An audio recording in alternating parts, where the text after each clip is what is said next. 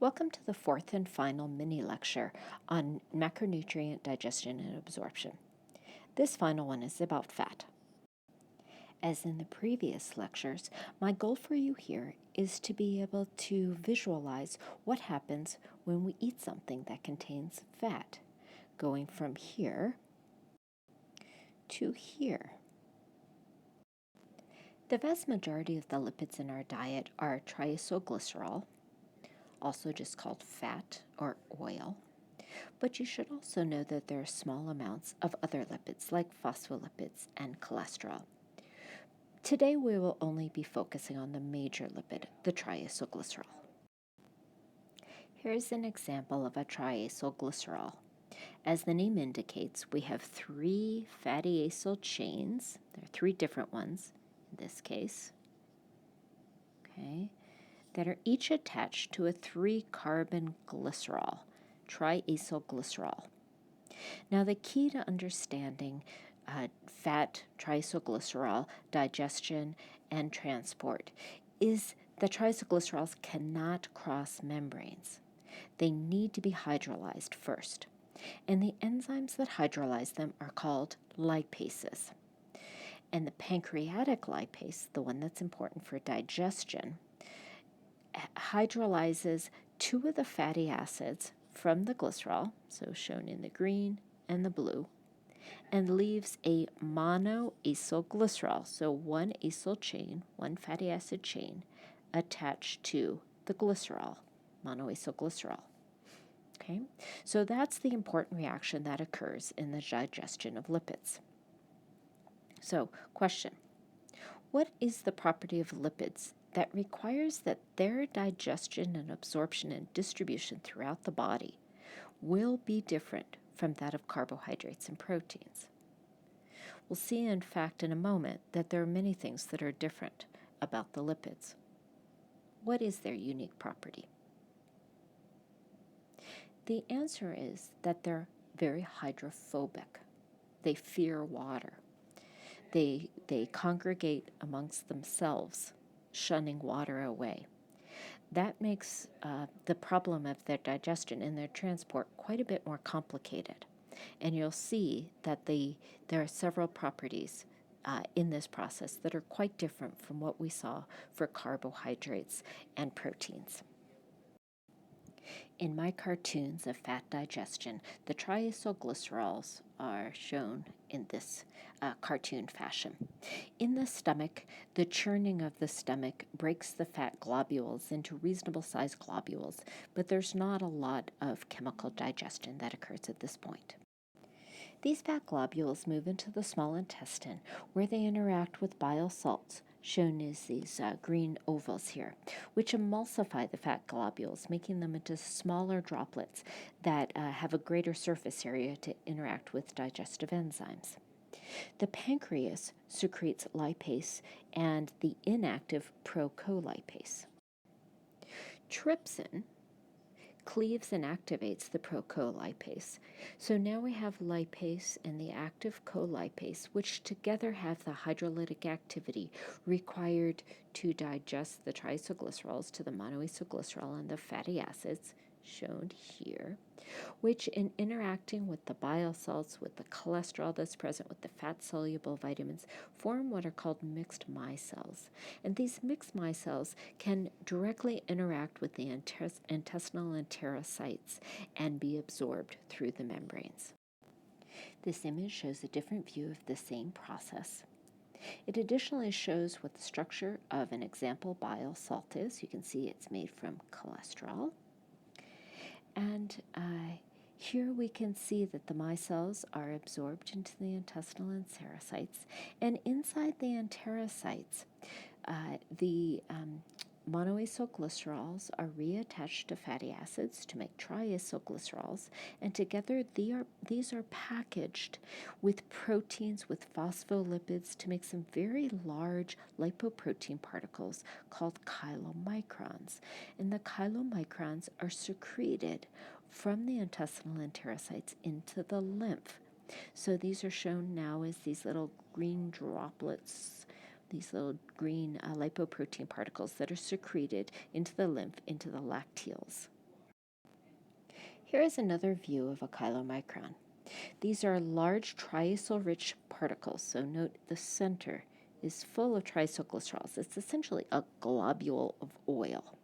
And around the outside, we have phospholipids, that's shown in green here, with some cholesterol dotted in orange. And then there are proteins. When it's first synthesized, there's one protein called apoprotein B48.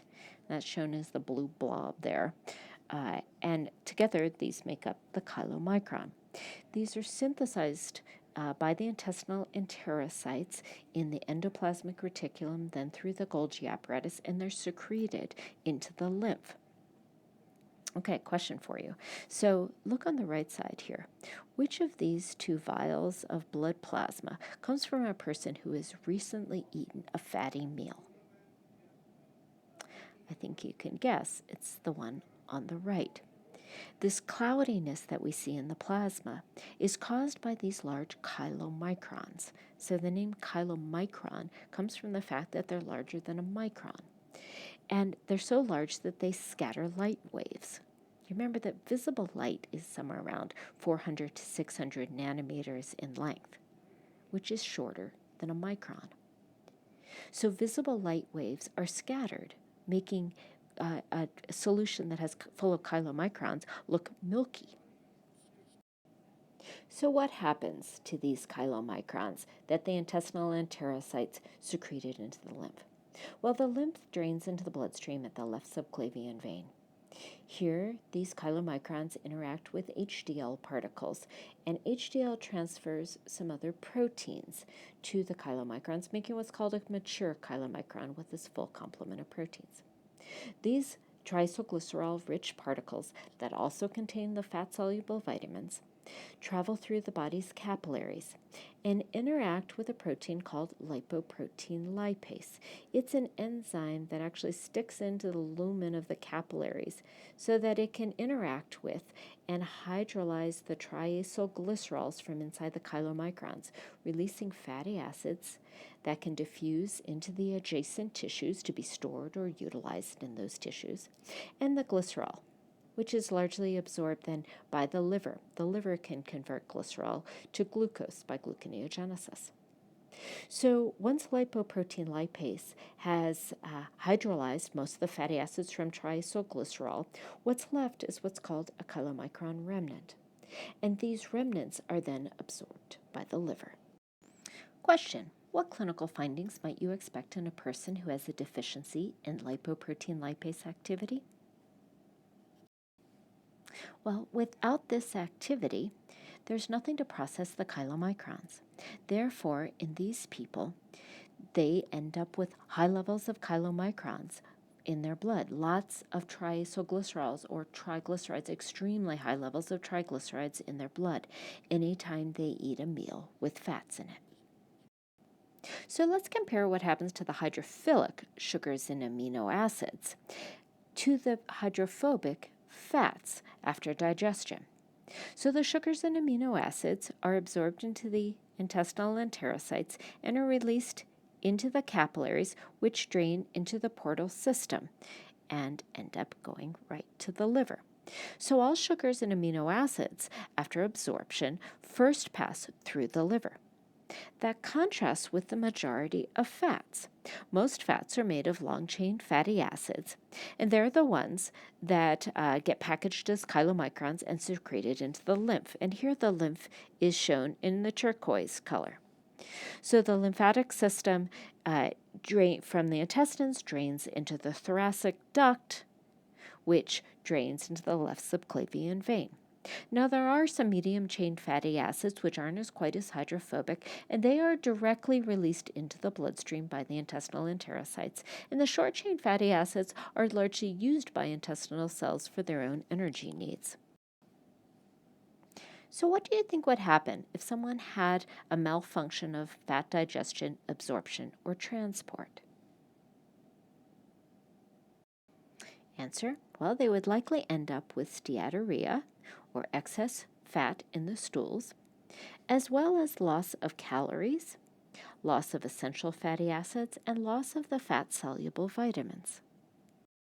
So what are the essential fatty acids?